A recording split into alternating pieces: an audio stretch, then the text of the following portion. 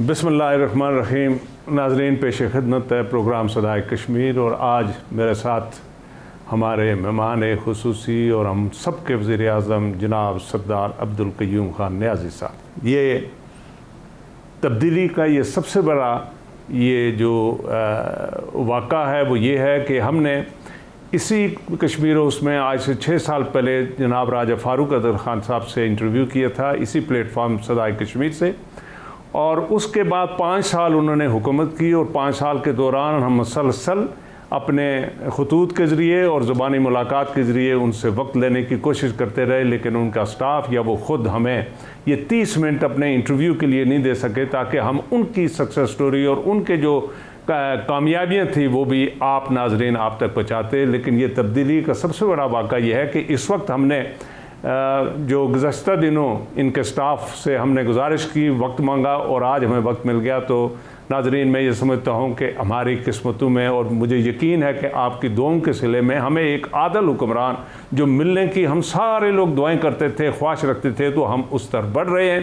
और यकीनन मुझे यकीन है कि ये 5 साल सरदार अब्दुल क़य्यूम ख़ान नियाज़ी साहब जो अल्लाह करे ये पूरे करेंगे, और इसमें अदल हमें नज़र आएगा।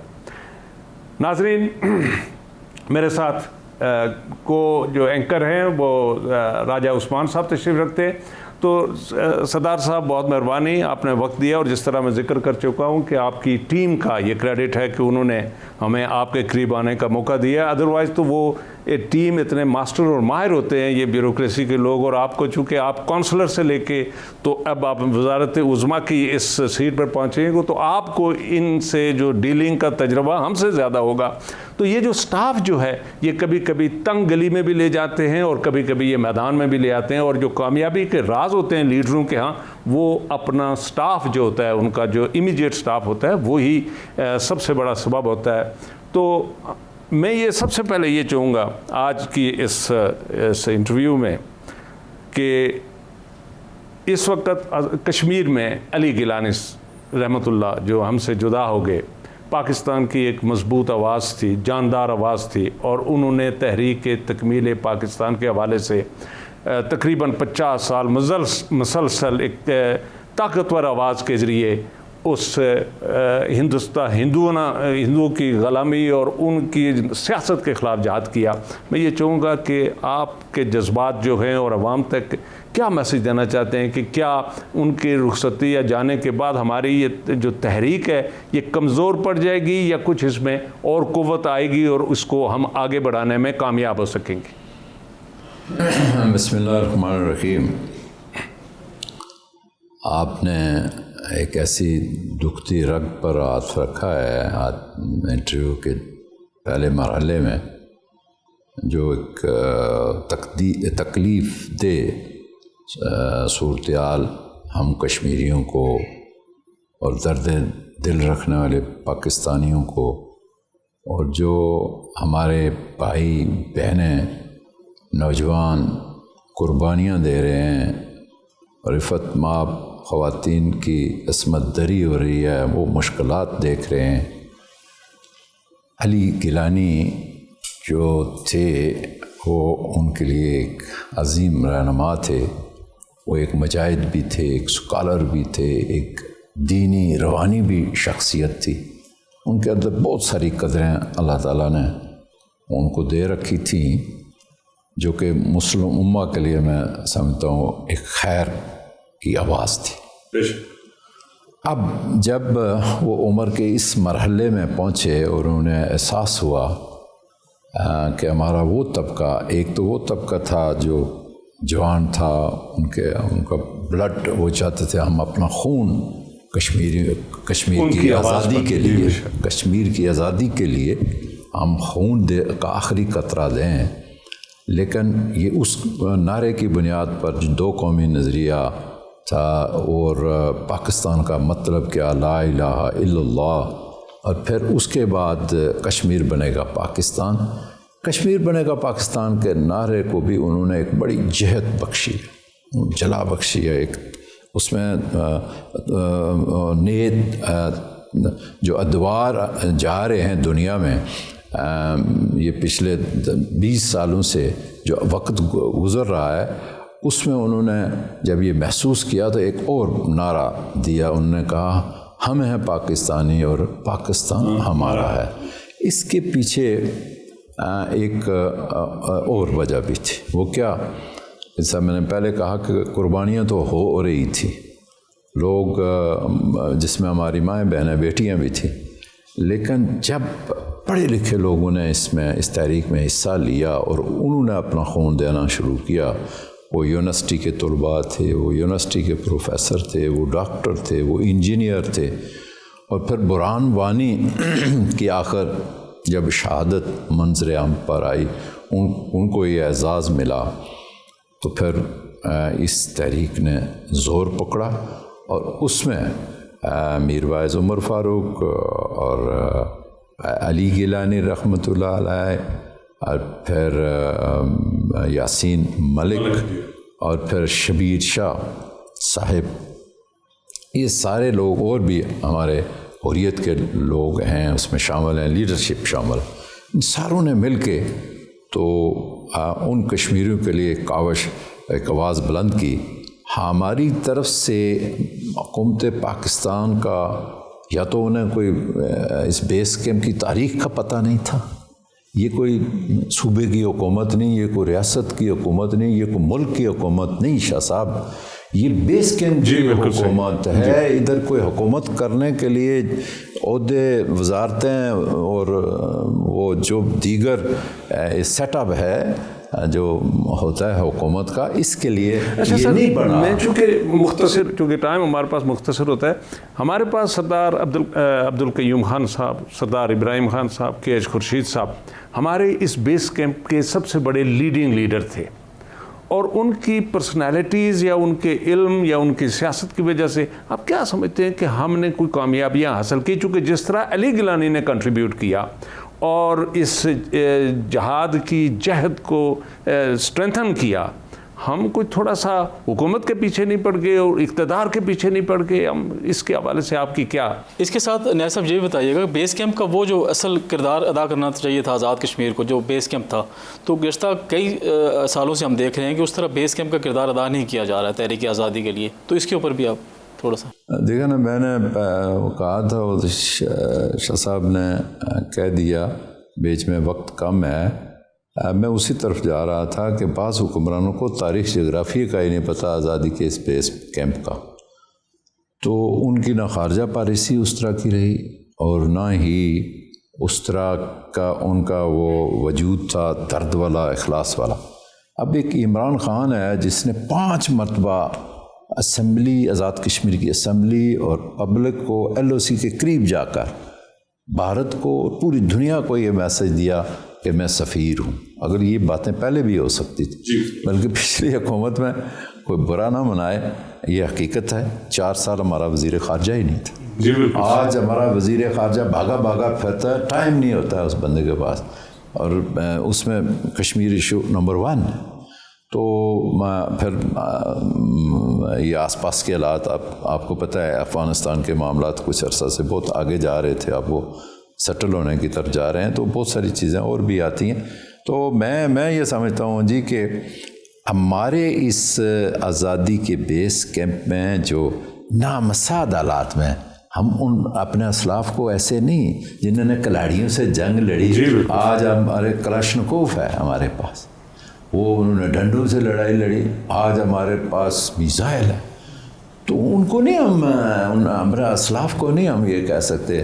غازی ملت نے تو میں نے سنا کہ ہمیں وہ پن نہیں ہوتی تھی اور کانٹا موٹا تگڑا جو ہوتا تھا وہ لگا کے، انہوں نے تو اس نامساعد حالات میں وقت گزارا۔ پھر کہ خورشید مرحوم کا بھی بڑا اس میں رول ہے، سردار صاحب کا بہت زیادہ، انہیں زیادہ موقع ملا، جس کو زیادہ موقع ملا انہوں نے بھی اس مسئلے کو زندہ رکھا۔ اور آپ چونکہ بڑے اس جگہ ہیں جہاں سب کچھ آپ دیکھ رہے ہیں، میں تو باسیت کار کو دیکھتا رہا، سیاست کار کے ہونے کی حیثیت سے۔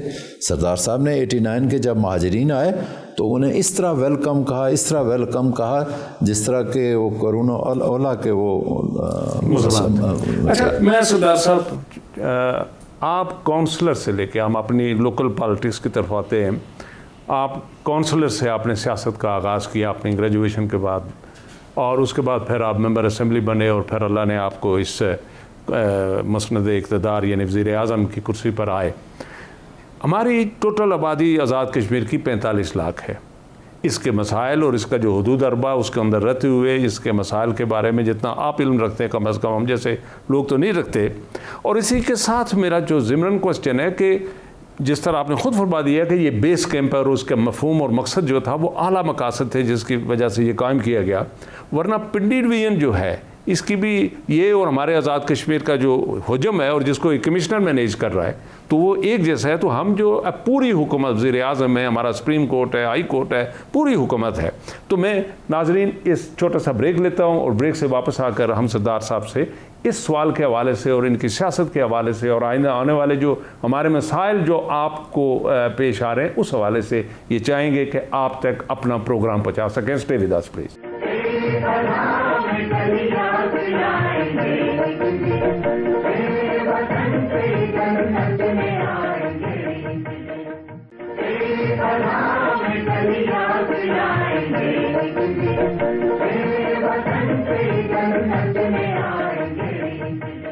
جی ویلکم بیک. تو سردار صاحب جس طرح میں نے آپ سے عرض کی کہ کونسلر سے آپ نے شروع کیا, بڑی طویل آپ کی جدوجہد ہے, اور لوگ تو کہتے ہیں کہ جی عمران خان صاحب کی نظر کرم آپ پر پڑی اور آپ وزیر اعظم چن لیے گئے. یہ میں سمجھتا ہوں کہ اللہ کی طرف سے دین ہوتا ہے اور اللہ ہی کسی کے ذہن میں کوئی اشارہ ڈال دیتا ہے. آپ کس طرح دیکھتے ہیں کہ آپ ان 5 سالہ دور میں انشاءاللہ ہمارے مسائل جو ہیں اس چھوٹے سے خطے کے اور اتنی بڑی ٹیم لے کر آپ حل کر پائیں گے؟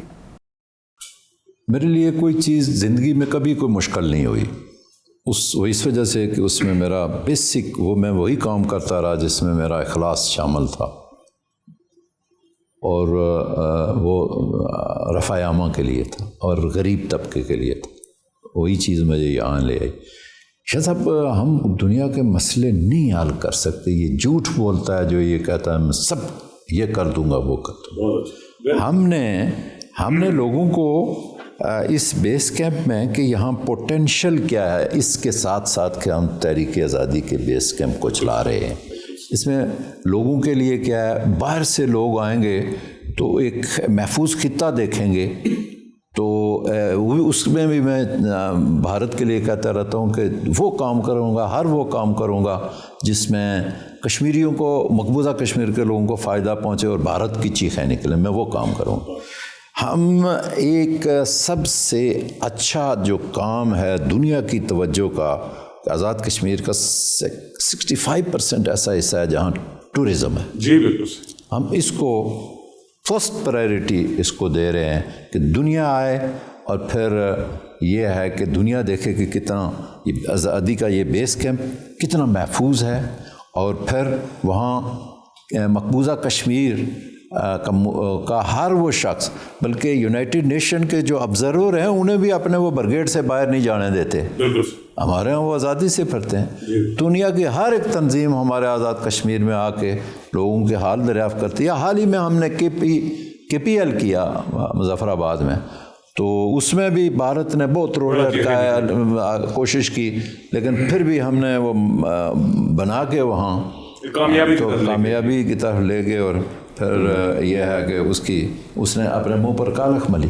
روزگار کے مواقع سر آپ کس طرح فراہم کریں گے لوگوں کو؟ لوگوں کی بڑی توقعات ہیں, پی ٹی آئی کو بڑی تعداد میں لوگوں نے ووٹ دیا ہے, اور چھوٹا سا خطہ ہے, اس کا پاکستان کے ساتھ بڑا ایک وہ بھائیوں کی طرح کا ایک نظام ہے. ہمارے اکثریت کے لوگ روزگار پاکستان میں رکھتے ہیں, اور آپ کے شعبے میں میں آپ کو بتاؤں کہ 60% جو آزاد کشمیر کے لوگ اس صحافت, پرنٹ میڈیا، الیکٹرانک میڈیا سب سے تعلق تھے. مجھے ابھی احساس ہوا جب میں ادھر آیا تو مجھے ساری اطراف کے لوگ ملے تو مجھے پتہ چلا کشمیری کا ٹیلنٹ ہے وہ امریکہ میں بھی ہے. سب سے بڑا ڈاکٹر وہ کشمیری تھا جس نے یہ اسٹنٹ دریافت کیا تھا. جی بالکل وہ کشمیری تھا دنیا میں. اچھا سردار صاحب، ہمارے ہسپتال وہاں ایک بہترین، اب آپ دیکھ چکے ہیں ہر ڈسٹرکٹ ہیڈ کوارٹر میں ایک میجر بڑا ہاسپٹل ہے اور اس میں سارے ایکوپمنٹ موجود ہیں جدید ٹیکنالوجی کے تحت، لیکن وہاں جو جنریٹر پڑا ہوا ہے فنڈز نہ ہونے کی وجہ سے اس کا وہ چل نہیں سکتا، اور بجلی چونکہ لوڈ شیڈنگ ہوتی ہے اور وہ ان کے تھیٹرز جو ہیں آپریشن تھیٹر وہ ناکام، ان کی وہ وارڈیں اسی طرح. نمبر 1 ہمارے جو کمپیٹنٹ جو کوالیفائڈ ڈاکٹرز ہیں یا تو ملتے ہی نہیں ہیں، اور اگر ہیں تو وہ بھی ڈیوٹی پر نہیں آتے. تو باٹم لائن یہ ہے کہ وہاں ایک پیناڈول کی گولی بھی نہیں ملتی، اور اس کے حصول کے لیے بھی وہاں کا ڈاکٹر جو ایم او ہے وہ بندے کو ریفر کر لیتا ہے آپ کے پیمز میں اور پنڈی میں اور اسی طرح سے دیگر ہاسپٹل میں. میں یہ چاہوں گا اور ہم جاننا چاہیں گے کہ کیا آپ کوئی ایگریسو اسٹیپ ان ہاسپٹلس کے حوالے سے لینا چاہتے ہیں کہ ہمارے لوگوں کو ایٹ لیسٹ 50% علاج کی سہولت وہی ملے؟ اس کے ساتھ سر یہ ہے کہ جعلی ادویات بہت ہیں. آزاد کشمیر میں 3000 فیکٹریاں پکڑی گئی ہیں جعلی ادویات اور جعلی پروڈکٹس جو لوگوں میں چلتی پھرتی موت بانٹ رہی ہیں. اس کے اوپر بھی کائنڈلی معذرت سے اگر میں یہ کہوں کہ ہمارے ہاں ہر شعبہ زندگی کے ساتھ تعلق رکھنے والے لوگ بہت کم ہیں جو مخلص ہیں. جی بالکل. باقی اکثریت جو ہے ڈنگ ٹپاؤ اس کی بنیاد پر ہیں اور وہ کرپٹ لوگ ہیں. آپ کو تھوڑے عرصے بعد پتہ چل جائے گا کہ ہم ان کو چن چن کے کنارے لگائیں گے اور چن چن کے ان کو لائیں گے جو آپ کے سوالات کا جواب دے سکے. ٹھیک ہے. ابھی ہم نے ایک ایسا شخص ہیلتھ سے پکڑا ہے جس نے 2.5 کروڑ روپے کی ادویات کا غبن کیا ہے، اور وہ ہم نے پکڑا ہے. وہ 5 سال 4 سال ادھر کیا کرتا تھا اور حکومت کیا کرتی تھی. جی بالکل. اچھا سر آپ کو میسج ملیں گے. جی دیکھو جی، پروفیشنل سروسز اور نوبل اور آنیسٹ سروسز اگر وہاں پہنچنی شروع ہو جائے انڈر یور لیڈرشپ سر، اور میں یہ سمجھتا ہوں کہ آپ نے جنرل حیات خان کا ٹائم دیکھا ہوگا کہ وہ ایک اکیلا آدمی اور اس کے ساتھ چھوٹی سی ٹیم 3-4 بندے تھے، اور وہ بھی بڑے سادہ لوگ قسم کے ان کے وزیر تھے. ٹیم اور چھوٹی سی ڈائری، اور اس نے آزاد کشمیر میں انقلاب لایا. وہ آپ نے خود دیکھا ہوگا. میں یہ چاہوں گا کہ ہمارے جو زلزلے 2005 کے وقت جو اسکول ہمارے گرے تھے ان میں سے آج بھی 600 اسکول ان کے ٹینڈر نہیں ہو سکے. ہماری بچیاں جو ایل او سی اور ان پہاڑوں میں جو بیٹھی ہوئی ہیں وہ آج بھی پتھروں پر بیٹھ کے تو میٹرک کے اور امتحان دے رہی ہے. اس حوالے سے وہ جو اسکول ہے آپ کا کوئی پرائرٹی نمبر 1 اس کا ہے کوئی پروگرام کہ ان کے ٹینڈر ہو سکے؟ بالکل. یہ میرے پورے نوٹس میں یہ بات ہے، بلکہ میرے اپنے گاؤں کا یہ 2 اسکول ہیں جن کے اوپر چھت ہی نہیں ہے اور دیواریں ان کی تعمیر ہو گئی، اور وہ چھت کے جو پیسے تھے وہ کہیں ادھر آ گئے سیلاب کے لیے، اور سیلاب سے کہیں دنیا میں چلے گئے. تو کیا کہیں، میں تو کسی پر اس طرح کی تنقید نہیں کروں گا کہ جس سے تنقید نکلے اور ہم کچھ نہ کر سکیں. جی بہت اچھا. ہمیں وہ تنقید اصلاح کے لیے کرنی چاہیے. اور آپ کا جو کوشچن ہے اس طرف میں پہلے سال تو شاید ہمیں مشکل ہو، یعنی اور بہت ساری باتیں ہیں. میں نے انتخابات بھی کرانے ہیں، یہ گراس روٹ لیول تک لے جائیں گے، بلدیاتی الیکشن، جس سے لوگوں کو یہ اقتدار تقسیم ہو اور لوگ جو ایک نرسری آتی ہے اوپر پالیٹیشین کی ٹیلنٹ اوپر آتا ہے وہ بھی ہو اور لوگ سکون بھی محسوس کریں. اس کے بعد اس پر میری انشاءاللہ کہ اگر انہوں نے 20-15 سال بھگت لیے ہیں تو سال ایک اور بھگتے ہیں، اس لیے کہ کام کریں گے، اس پر تیاری کر رہے ہیں، اس کے اکٹھے کر رہے ہیں سارے اعداد و شمار ہو کتنے ہیں، تو انشاءاللہ ہم اس پر بھی. سردار صاحب میرا جو سوال ہوگا، چونکہ میں نے بریک پہ بھی ناظرین جانا ہے، لیکن بریک سے پہلے وزیر اعظم پاکستان کا ویژن سیاحت کے حوالے سے جیسے آپ نے پہلے ذکر کر چکے ہیں، اور ہمارا جو پونچھ ڈویژن ہے اس میں اور میرپور ہے اور پھر ہماری جو نیلم ویلی ہے اور یہ جیلم ویلی ہے، اور اس میں ایک زلزال لیک بنی تھی چکار کے قریب، بڑی خوبصورت ایریا ہے. मैं ये चाहूँगा और नाजरीन को भी बता सकें कि सयाहत नाजरीन उस वक्त तक डेवलप नहीं हो सकती कि जब तक वो इलाके जो स्पेसिफाइड इलाके हैं वो गवर्नमेंट उनको एक्वायर करके एडवर्टाइज ना करे कि अच्छा इन इलाकों में आकर होटल बनाओ, मोटल बनाओ, और इस इलाके तक जो रोड की एक्सेस है वो हम देंगे, पानी हम देंगे, बिजली हम देंगे, लेकिन बाकी काम जो है वो इन्वेस्टर्स ने आकर वहाँ इन्वेस्ट करना है। लोगों को रहाइश की जब तक गुंजाइश नहीं निकलेगी और ये लेक्स जो जिस तरह जलजाल लेक है ऐसी लेकें डेवलप नहीं होंगी तो पाकिस्तान से जो एक सयाह है, टूरिस्ट है, वो क्या जाके देखेगा? वो 1 दिन 2 दिन रहने के बाद वो तंग आ जाएगा। तो स्टे विद अस, हम वापस आकर तो सरदार साहब से इस हवाले से तफसील जानने की कोशिश करेंगे।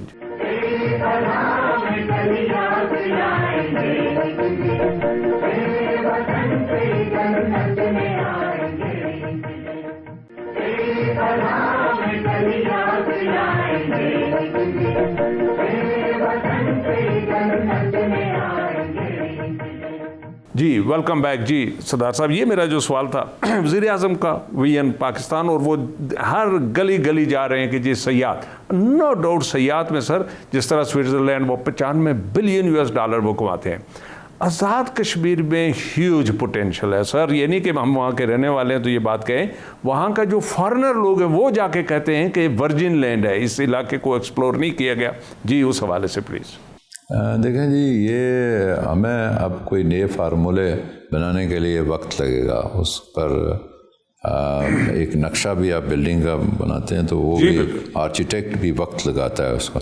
हमारे पास ऑलरेडी एक नक्शा मौजूद है, वो वज़ीर-ए-आज़म पाकिस्तान इमरान खान का विजन, उसी के मुताबिक मैं ये आपसे बात कर रहा था और आगे चल रहा था कि और मैंने जब उनसे बात की कि मैं 2 काम करने जा रहा हूँ एक साल में और एक 6 माह के अंदर, टूरिज़म पर और बलदियाती इंतखाबात पर। तो उन्होंने मुझे कहा कि आप बलदियाती इंतखाबात करा लेंगे? मैंने कहा यस इंशाअल्लाह, आपका तावन होना चाहिए तो मैं करा लूँगा। तो ये कब तक प्लान कर रहे हैं? दूसरा ये बस 2-3 महीने में हम इसको प्लान करके तो आगे ले चलेंगे, डाल देंगे उसमें जो प्रोसेस होता है कैसे करना है और डिलिमिटेशन वगैरह, ये सारी चीज़ें।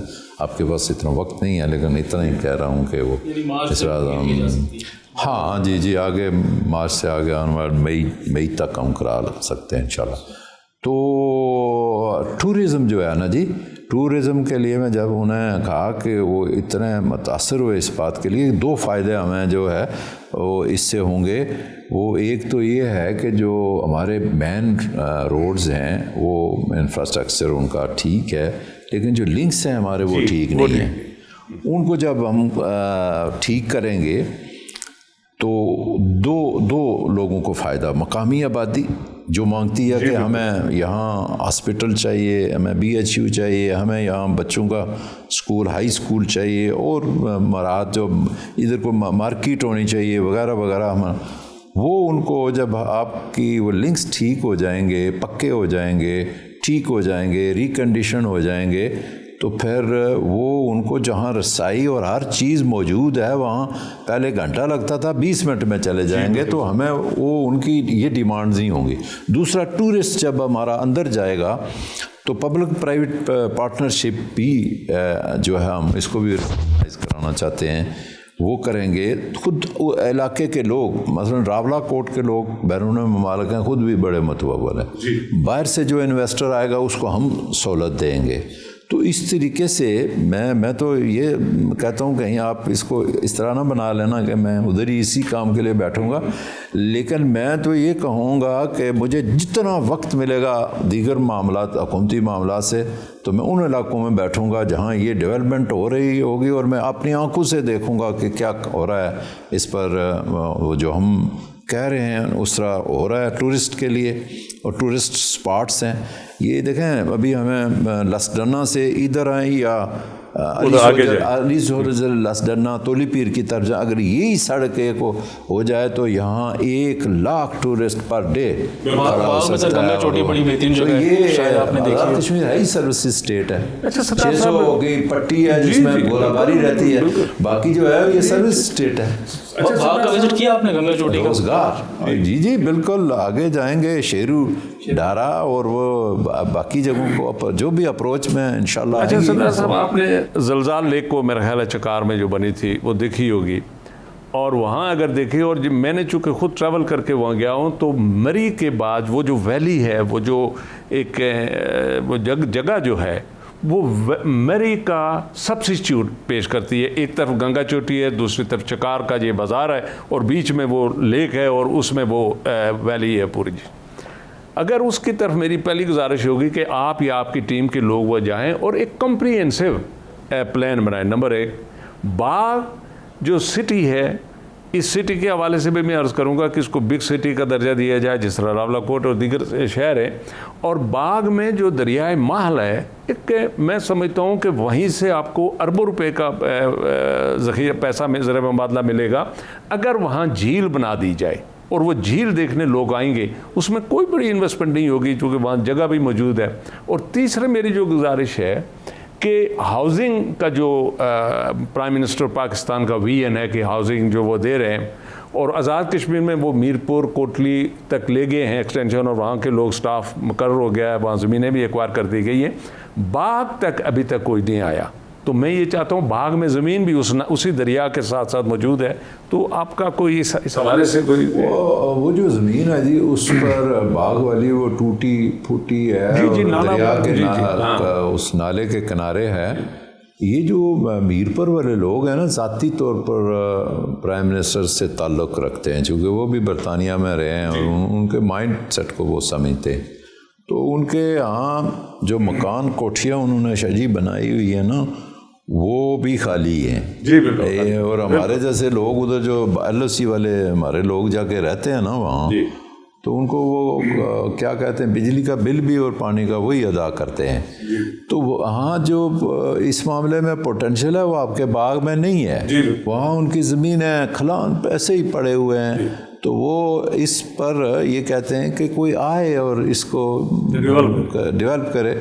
कल्टीवेट तो वो हो नहीं सकता इस लिहाज से कि फसल नहीं सकते। बाकी जितने भी आज़ाद कश्मीर में किसी भी शोबे का पोटेंशियल है वो आगे। जजेस के हवाले से चाह रहे थे सर, और NTS के हवाले से, चूँकि नो डाउट कि राजा साहब ने वो जो 3-4 साल अच्छा काम किया, बड़े मेरिट पर लोग आए, बड़े काबिल बच्चे आए जिनकी सिफारिश नहीं होती थी, लेकिन वो उन्होंने क्वालिफाई किया और उस स्कूलों में लग गए।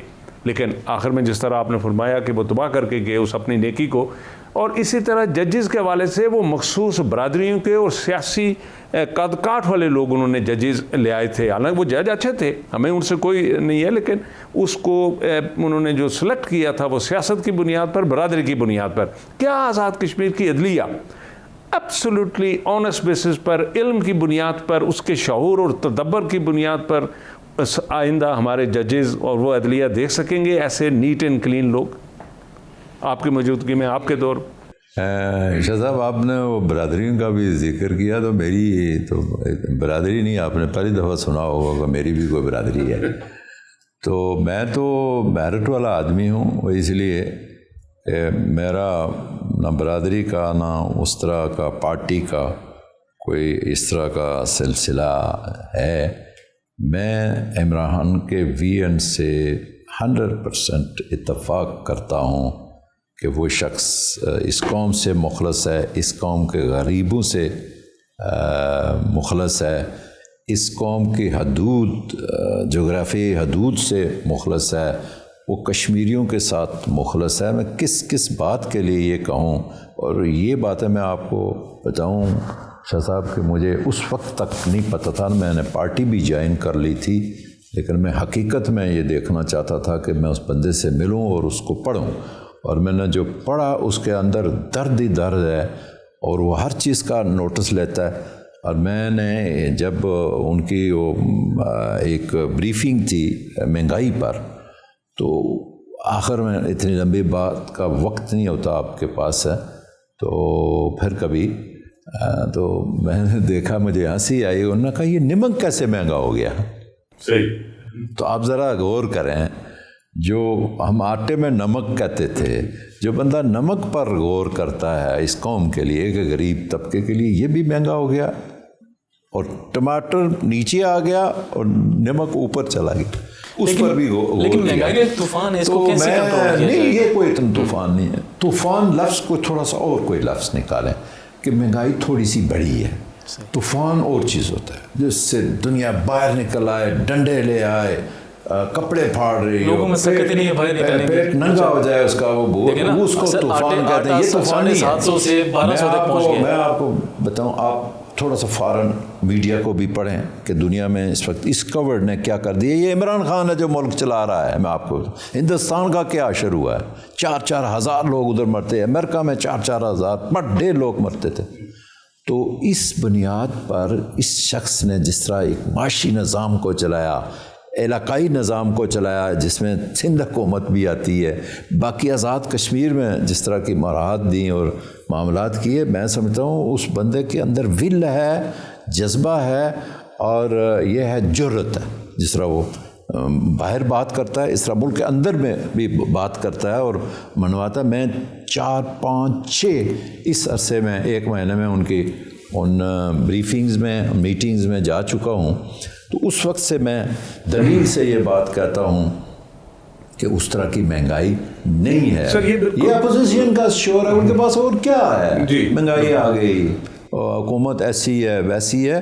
ان کے پاس ہوتی تو پتہ نہیں ہم نے کتنا مانگ کے اور لانا تھا. یہ تو ان کے ہی وہ کر رہے ہیں جو سابقہ حکومتوں کے قرضے ہی اتار رہے ہیں اور مشکل آسان کر رہے ہیں. بالکل جو آپ کی اسیسمنٹ ہے پرائم منسٹر پاکستان کے حوالے سے, نو ڈاؤٹ کہ بالکل وہ بڑی ایک پہلا لیڈر آیا ہے جو اپنے 24 گھنٹوں میں سے 16 گھنٹے آنیسٹ بیسس پر وہ قوم کو دے رہے ہیں اور وہ پریسائزلی ہر چیزیں چیک کرتے ہیں.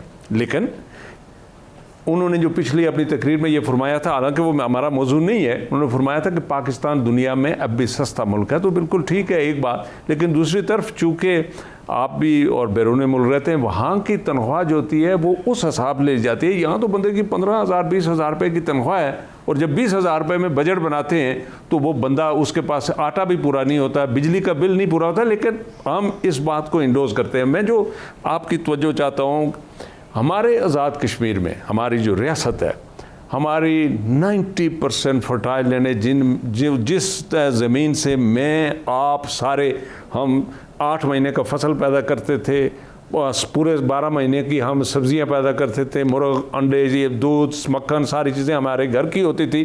آج 100% ہم پاکستان سے یہاں سے لے جاتے ہیں. اور پچھلے دنوں کی یہ اسٹڈی ہے کہ صرف باغ ایک دن میں 2 کروڑ روپے کی سبزی, انڈے, مرغی اور یہ چیزیں یہاں سے وہاں جاتی ہے اس باغ ڈسٹرکٹ پورے میں. کیا خیال ہے آپ کی حکومت, آپ نے ایک اچھا وزیر لیا ہے زراعت میں, کوئی آپ ڈنڈا ہاتھ میں رکھیں گے, لوگوں کو اپنی زمینیں آباد کرانے کی طرف لے جائیں گے؟ مجھے یہ بتائیں, جو ہماری قوم کا مزاج بن چکا ہے, اس کو بھی ہم حکومت کے لیے کہیں کہ حکومت ایسی ویسی. آپ اپنے بزرگوں کو دیکھیں وہ کیا کرتے تھے, اپنے زمینوں کو کلٹیویٹ کرتے تھے. آپ کی منگ بجری کی باسمتی مشہور ہے. میں جو رات کو چاول کھاتا ہوں یہ میرے گاؤں, میرے حلقے کے وہ بٹل اور منڈول کے باسمتی ہے. میں گجرانوالہ کی نہیں کھاتا. اس میں طاقت بھی ہے, اس میں ٹیسٹ بھی ہے, اس سے زیادہ ہے. تو یہ لوگوں نے خود چھوڑ دیا, لوگوں کو پیسہ آنا. وہ جو آپ نے کہا ادھر جب ہمارا باہر آدمی آتا ہے 10 پیچھے بیٹھے ہوئے ہوتے ہیں کھانے کے لیے کہ وہ کما رہا ہے. خدا پہلے تو 10 کماتے تھے اور ایک بیچارہ ادھر. آج یہی کیفیت ہے. آج ہمیں اس رویوں کو بدلنا ہوگا. ساری چیزیں, قوم ہماری جو ہے نا وہ اس طرف جا رہی ہے کہ وہ احساس ذمہ داری نہیں فیل کر رہی. انہیں احساس ذمہ داری دلانی ہے. اسی لیے میں کہہ رہا ہوں نا کہ ہم الیکشن کرائیں, لوگوں کو پتہ چلے میری کیا ذمہ داری ہے, آپ کی کیا ہے, ان کی کیا ذمہ داری ہے. تو اس پہ لوگوں کو یہ سکھائیں لوگوں کو کہ ہماری زمینیں بنجر نہیں ہونی چاہیے. اور یہ وہی صورتحال ہے کہ ہم خود کہتے ہیں اور باہر سے جو چیز امپورٹ آئے گی اس پہ پیسہ لگتا ہے جناب. گندم آتی ہے امپورٹڈ ویٹ, تو اس پر خرچہ لگتا ہے. آپ کی پنجابی گندم بھی اس سے اچھی ہے اور خرچہ بھی کم لگتا ہے, لیکن آپ اس کو نہیں کر رہے ہیں. صاحب یہ بتائیے گا کہ ہائیڈل پروفٹ کے حوالے سے آزاد کشمیر گورنمنٹ کے تحفظات رہے ہیں وفاق سے, فنڈز ریلیز نہیں ہوتے تھے, تو اس حوالے سے آپ کیا کہیں گے گورنمنٹ سے, اور فنڈز کیا ریلیز ہونے کی کوئی توقع ہے؟ دیکھیں جی, کچھ چیزیں تو ایسے لوگ کہہ دیتے ہیں ان کو وہ پتہ نہیں ہوتا, تو ہر چیز کو اسی طرح لیتے ہیں، عام جیسے گپ شپ ہوتی ہے. یہ حکومتوں کے درمیان معاہدے ہوتے ہیں، حکومتوں کا ایک طریقہ کار ہوتا ہے. ہماری بھی حکومت ایکٹ 74 کے تحت چل رہی ہے، اس طرح نہیں چل رہی ہے جس طرح سندھ کی چل رہی ہے یا بلوچستان کی، پنجاب کی چل رہی ہے. تو اس لحاظ سے یہ جو 13ویں ترمیم ہے، میں آپ کو بتاؤں پچھلی حکومت نے، ہم تو تھوڑا سا لیٹ ہیں، شاید ہمیں بھی مشکل آئے، لیکن پچھلی حکومت نے وہ فنڈز استعمال ہی نہیں کر سکی. تو یہ لیزان رکھنا پڑتا ہے حکومت پاکستان سے، جو ہمیں مشکلات ہیں وہ آسانی کس طرح بن سکتی ہیں. تھینک یو ویری مچ سر. آج اسی پر ختم کرتے ہیں. خدا حافظ.